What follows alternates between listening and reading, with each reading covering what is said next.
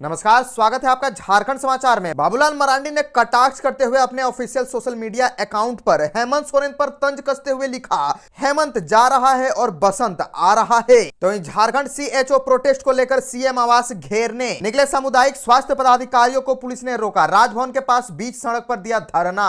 और धनबाद में अतिक्रमण के खिलाफ बड़ी कार्रवाई, 200 फुटपाथ दुकानें हटाए जाएंगे, दुकानदार कर रहे हैं विरोध, सड़क जाम। तो वहीं झारखंड के पारा शिक्षकों के लिए एक बहुत ही बड़ी खुशखबरी कि आंकलन परीक्षा से वंचित नहीं होंगे पारा शिक्षक, होली से पहले मिलेगा मानदेय। मंत्री जगन्नाथ महतो का बड़ा बयान। तो वहीं झारखंड में 3 लोगों को फांसी, नाबालिग की दुष्कर्म के बाद बेरहमी से हत्या केस में अदालत ने सुनाया फैसला। तो अब तक की सभी बड़ी खबरों पर बात करने से पहले आपसे छोटी सी अनुरोध है कि कृपया वीडियो को एक प्यारा सा लाइक जरूर कर दीजिएगा, क्योंकि आपका एक लाइक करना ही हमारे मेहनत का फल होता है। तो शुरुआत करते हैं आज की पहली और बड़ी खबर से।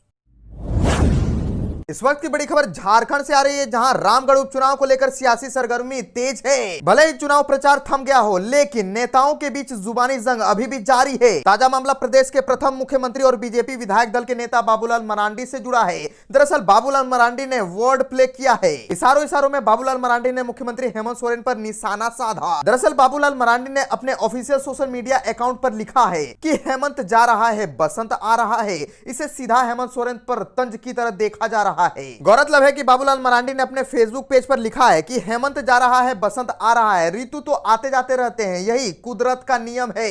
न कोई रहा है और न कोई रहेगा। बता दें कि बाबूलाल मरांडी इस फेसबुक पोस्ट पर तरह तरह की प्रतिक्रिया सामने आ रही है। बता दें कि पिछले कुछ माह से झारखंड बीजेपी की तरफ से जो नेता मुख्यमंत्री हेमंत सोरेन पर सबसे ज्यादा हमलावर है वो बाबूलाल मरांडी है। महिला सुरक्षा, बेरोजगारी, विधि व्यवस्था और स्थानीय नियोजन नीति को लेकर बाबूलाल मरांडी लगातार मुख्यमंत्री हेमंत सोरेन पर हमला करते हैं। वहीं मुख्यमंत्री हेमंत सोरेन आरोप लगाते हैं कि बीजेपी 2019 में सरकार गठन के दिन से ही उसे गिराने का प्रयासों में लगी है।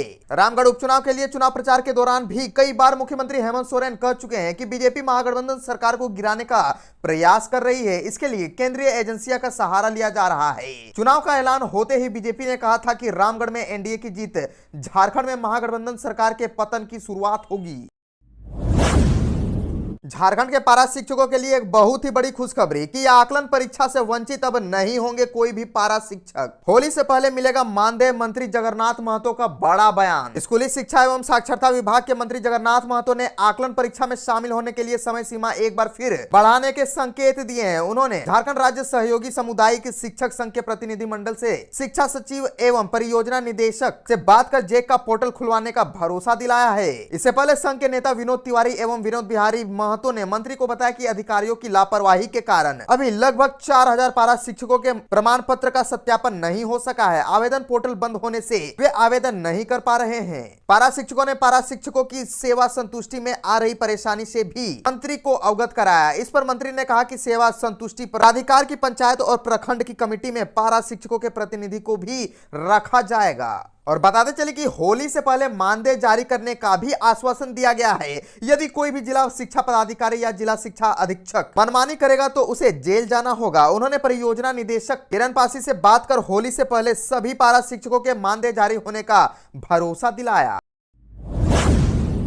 धनबाद में अतिक्रमण के खिलाफ बड़ी कार्रवाई, 200 फुटपाथ दुकान हटाए जाएंगे, दुकानदार कर रहे हैं विरोध, सड़क जाम। धनबाद में अतिक्रमण के खिलाफ बड़ी कार्रवाई हो रही है। स्टेशन रोड स्थित 200 फुटपाथ दुकानदारों को हटाने की घोषणा रेलवे प्रबंधन ने की है। यही नहीं, फुटपाथ दुकानदारों का विरोध प्रदर्शन देखने को मिल रहा है। रेलवे द्वारा अतिक्रमण हटाने का विरोध, पुलिस के साथ नोकझोंक भी हो गई। दरअसल रेलवे प्रशासन की टीम आरपीएफ और स्थानीय पुलिस को लेकर दुकानों को हटाने पहुंची, जिसका स्थानीय दुकानदारों ने जमकर विरोध किया। लोगों ने सड़क पर टायर जलाकर यातायात बाधित कर दी। आरपीएफ के पुलिस जवानों के साथ दुकानदारों की नोकझोंक भी हो गई। थोड़ी देर के लिए अफरा तफरी का माहौल बन गया। हालांकि आरपीएफ के द्वारा सख्ती बढ़ते जाने के बाद दुकानदार शांत हुए। जेसीबी के जरिए दुकानों को तोड़ने की कार्यवाही चली। फुटपाथ दुकानदारों का नेतृत्व करने वाले श्यामल मजूमदार ने बताया कि अप्रैल तक के समय दुकानदारों को रेलवे प्रशासन की ओर से देना चाहिए था। अप्रैल महीने में दुकान शिफ्ट कराने की बात चल रही थी। इसी बीच यह कार्यवाही की गई, जिसके कारण दुकानदारों में आक्रोश देखने को मिल रहा है। धनबाद में रेलवे प्रशासन द्वारा अतिक्रमण हटाओ अभियान की घोषणा के बाद से ही यहां के फुटपाथ दुकानदारों ने आक्रोश व्यक्त है।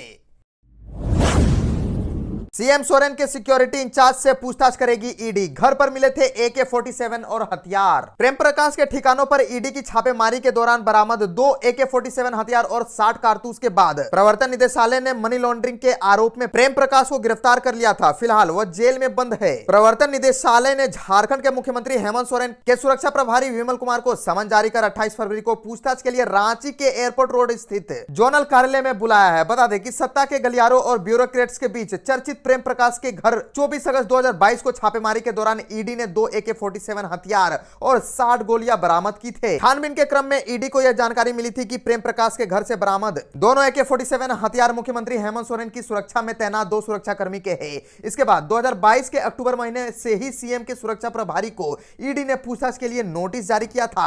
हालांकि उस दौरान सुरक्षा प्रभारी ईडी के समक्ष पूछताछ के लिए उपस्थित नहीं हुए थे।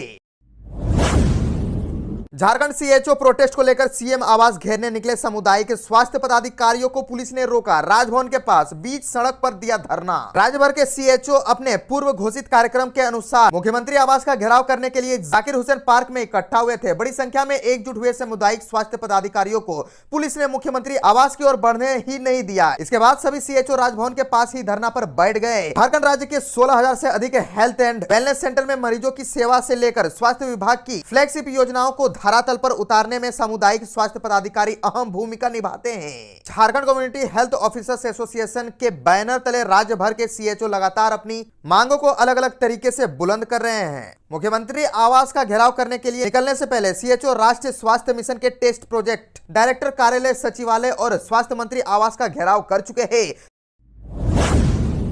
झारखंड में 3 लोगों को फांसी, नाबालिग की दुष्कर्म के बाद बेरहमी से हत्या केस में अदालत ने सुनाया फैसला। दरअसल झारखंड के देवघर की अदालत ने फांसी की सजा सुनाई है। नाबालिग की दुष्कर्म के बाद बेरहमी से हत्या मामले में कोर्ट में सुनवाई हुई। इसके बाद अदालत ने तीनों आरोपियों को दोषी करार दिया और फांसी की सजा सुनाई है। यह मामला 2020 का है। एडीजे 300 पोक्सो स्पेशल कोर्ट की जज गरिमा मिश्रा ने 3 दोषियों को फांसी की सजा सुनाई है। जिन्हें फांसी की सजा सुनाई गई है उनमें विष्णु यादव, रीतलाल यादव और भावेश यादव शामिल है। ये तीनों देवघर जिले के ही है। झारखंड में 2016 के पूर्व की नीति लागू कर शुरू होगी नियुक्ति प्रक्रिया। राज्य सरकार की नियोजन नीति का ड्राफ्ट तैयार हो गया है। सरकार 2016 से पूर्व की नीति को फिर से लागू कर नियुक्ति प्रक्रिया शुरू करने की तैयारी कर रही है। राज्य सरकार 27 को कैबिनेट की बैठक में नीति का मसौदा ला सकती है। उच्च पदस्थ सूत्रों से मिली जानकारी के अनुसार 2016 की नीति में आंशिक फेरबदल हो सकता है। सरकार ने नियोजन नीति को लेकर राज्य के युवाओं के साथ संवाद किया था। राज्य के 7 लाख युवाओं को मुख्यमंत्री का रिकॉर्डेड संदेश भेजकर उनकी राय मांगी गई थी। और बता दें कि राज्य के 90% युवाओं की एक ही राय थी कि सरकार सबसे पहले नियुक्ति प्रक्रिया अविलंब शुरू करे। युवाओं की राय के आधार पर ही सरकार नियुक्ति प्रक्रिया को आगे बढ़ाने की दिशा में पहल की है। सूचना के मुताबिक गैर आरक्षित रिक्तियों में कुछ बैरियर लगाकर सरकार नई नीति बनाएगी। 18 अप्रैल 2016 को तत्कालीन रघुवर दास की सरकार द्वारा लागू नीति से पहले की नीति के आधार पर नियुक्तियों में 50% आरक्षण का प्रावधान था। ईडी ने राज्य सरकार को लिखा पत्र। इंजीनियर वीरेंद्र राम की संपत्ति, नौकरी और टेंडर के खेल की पूरी जानकारी मांगी। कई सरकारी अधिकारी रडार में। दरअसल 100 करोड़ से ज्यादा की अवैध संपत्ति के मालिक वीरेंद्र राम ईडी की हिरासत में है। वीरेंद्र राम को सस्पेंड करने की अनुशंसा विभाग द्वारा कर दी गई है। ईडी ने लंबे समय से वीरेंद्र राम का फोन सर्विलेंस पर रखा था। इस दौरान कई लोगों से वीरेंद्र राम ने बातचीत की। इसमें कई अधिकारी और उसके सहयोगियों के नाम भी शामिल है। ऐसे कई अधिकारी ईडी की रडार में है। एक तरफ ईडी वीरेंद्र राम से पूछताछ कर रही है तो दूसरी तरफ सरकार से चिट्ठी लिखकर अहम जानकारी मांगी गई है। ईडी वीरेंद्र राम से टेंडर मैनेज करने की पूरी जानकारी साथ साथ उन लोगों के नाम भी पूछ रही है जो इस खेल में शामिल है। ईडी के साथ ही राज्य सरकार से भी सवाल कर रही है। ईडी ने एक खत लिखकर राज्य सरकार से ग्रामीण विकास विभाग के मुख्य अभियंता वीरेंद्र राम की संपत्ति की जानकारी मांगी है। इतना ही नहीं, इस चिट्ठी में ईडी ने यह भी सवाल किया है कि अब वीरेंद्र राम द्वारा निपटाए गए टेंडर और सरकारी बंगला आवंटन के साथ साथ इनकी नौकरी से जुड़ी डिटेल भी मांगी है। विधानसभा सत्र के सुचारू संचालन को लेकर स्पीकर ने अफसरों को दिए निर्देश। कहा, उदासीन न रहे अधिकारी। विधानसभा अध्यक्ष रविंद्रनाथ महतो ने कहा कि कभी कभी अधिकारी सत्र को लेकर उदासीन रहते हैं। समय पर विधानसभा को सामग्री नहीं मिलती है। सत्र के दौरान यह सुनिश्चित हो कि राज्य के आला अफसर अधिकारी दीघा में मौजूद रहे। स्पीकर ने राज्य के मुख्य सचिव सहित अन्य विभागों के वरीय पदाधिकारियों को आवश्यक दिशा निर्देश दिए। उन्होंने कहा कि जो भी विधेयक विधानसभा के पटल पर लाया जाए उसकी बारीकी से जांच ली जाए। हिंदी अंग्रेजी रूपांतर में किसी भी प्रकार की कोई त्रुटि ना हो पाए। विधेयक को 7 दिन पहले विधानसभा सचिवालय को उपलब्ध कराए। किसी विधेयक में संशोधन आने वाला है तो उसे मूल विधेयक भी दे। स्पीकर ने अधिकारियों को आश्वासन समिति के संबंध में जानकारी दी। उन्होंने बताया कि सदन में मंत्रियों द्वारा दिए गए आश्वासन को विभाग देखे। अब तक 323 आश्वासन लंबित है, विभाग इसे तुरंत निपटाए।